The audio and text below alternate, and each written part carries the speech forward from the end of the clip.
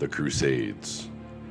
For almost 700 years, Constantinople had been the crown jewel of Christendom. It was the capital of the Eastern Empire. It was the largest Christian city in the world. It was the city where Hagia Sophia, arguably the most beautiful church in the world, stood. And the city housed many of the most sacred Christian relics, including the cloth in which Jesus was buried that bore the image of him at the moment of his resurrection. But Christendom was shrinking. The Muslims, known as the Saracens, were more organized, more powerful, and more technologically advanced. Formerly Christian lands were one by one being taken over by the Muslim Empire. Egypt, Ethiopia, North Africa, and the kingdoms of what is today Spain, Palestine, Syria, the provinces of Asia Minor, where Paul and John had once traveled and preached. One by one, these formerly Christian lands had to submit to Muslim rule. At its height, the Muslim Caliphate was more than twice the size of the former Roman Empire. Now the Saracens threatened Constantinople itself. Though the Christian world was divided, old rivalries were put aside as the Pope called for kings from Germany, France, and Italy to unite against the Saracens. These Crusaders, as they would be called, were initially successful in defending Constantinople. Not satisfied, they decided to push on and take back other, formerly Christian lands in Asia Minor and Syria. They captured Antioch. Now they had set their sights on Jerusalem itself, the birthplace of Christianity. But Jerusalem is sacred not only to Christians, as the place where Jesus rose from the dead, but also to Muslims, as the place where their ancestor Abraham had once built an altar to sacrifice his son, the place where Solomon had built his temple to the one true God, and the place where it was said that Muhammad had ascended into heaven. Jerusalem had been under Muslim rule for 500 years. Muslims had tolerated Christians and Jews, though these infidels were second-class citizens. Crusaders represented a weak and fractured people. Saracens were determined to defend and hold Jerusalem against their adversaries. For over a month, Crusaders had laid siege to Jerusalem. Both armies are now determined to do whatever it takes to hold Jerusalem, and to have their flag raised within the walls of that ancient and glorious city. Today is the day that we will do battle. Who will be victorious? The red banner of the Saracens or the blue banner of the Crusaders?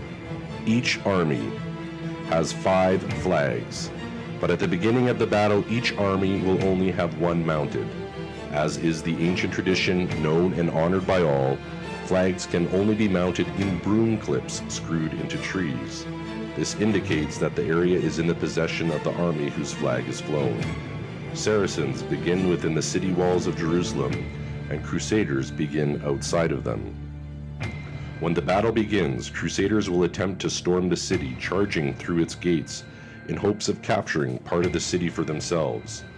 No one may pass over or through the walls, which were made impenetrable to invaders for centuries by tying dead sticks to trees with twine.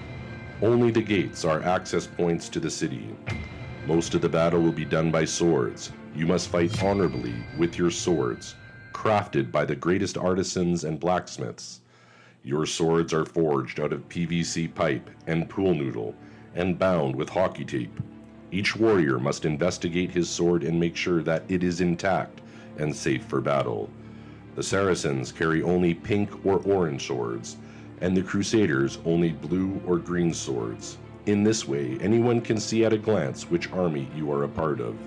If you wish to be discreet, you may try not carrying a sword, but you may not carry your opponent's sword. You must not throw a sword or thrust, as this may do injury. Saracens and Crusaders must be very careful not to injure their opponents. Instead, they must battle with the broad side of the sword, and even in doing so, they must only use reasonable force so as to prevent injuries. Those struck 3 times by the sword, either in a single battle or cumulatively through several battles, will die. It is said that on the day that Crusaders invade Jerusalem, its streets will run ankle deep with the water of water balloons used in battle. All who are struck by water will perish immediately, even if the balloon was thrown by your own teammate, or even if in your attempt to throw it, it explodes in your hands, you will die. However, water in buckets or hoses, or falling rain from the sky will not kill you. Neither should you attempt to transform your water balloon into a squirt gun by biting a small hole in it and spraying people with it. Many a soldier has tried this, and it does not kill your opponent, but only serves to diminish your arsenal. The dead will hold their swords above their heads and walk out of the battle zone, trying not to interfere with the battle. Upon returning to their mounted flag, they will be restored to life simply by touching the flag with their hand or sword. Only a mounted flag from your own army in a broom clip can restore you to life.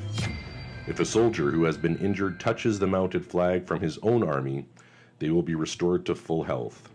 Your objective is to take and hold as much territory as possible, especially within the walls of Jerusalem.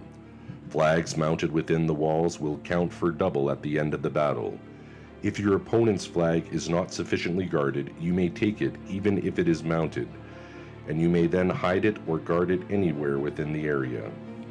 However, if you are killed while carrying a flag, either your flag or your opponent's, you must immediately drop the flag and remove yourself from the battle.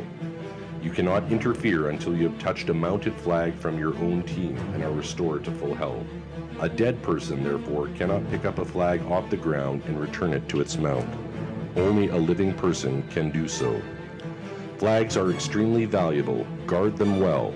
If you are running with a flag and you realize you are about to be overwhelmed by your opponents, you may throw the flag to a teammate even over a wall. However, you may not simply hold a flag in its mount and consider yourself indestructible.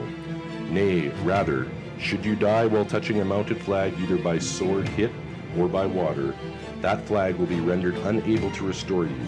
You will then need to go to a different flag to be brought back to life. When the battle ends, we will tally the mounted flags. Those within the walls of Jerusalem will count as 2. This battle for the sacred city will be the most important battle of your life. Indeed, will be discussed and debated for the remainder of history. Good luck.